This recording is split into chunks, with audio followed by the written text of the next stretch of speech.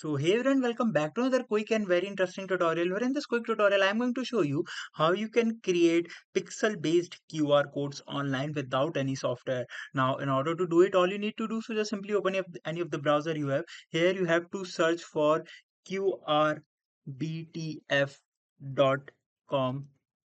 Just simply go to this website, and once it gets open, here you're going to find the option to paste your link, of which you want to generate a QR code. For example, let's just continue with this one, and once you do that, here you're going to find a multiple pixel style QR codes that you can use to generate your QR.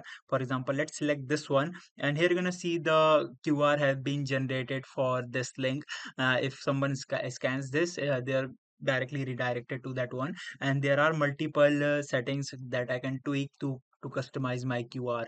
Alright, so that's it for this tutorial. I hope this video will be helpful for you. Make sure to hit the like button and subscribe button for more such helpful and interesting tutorials.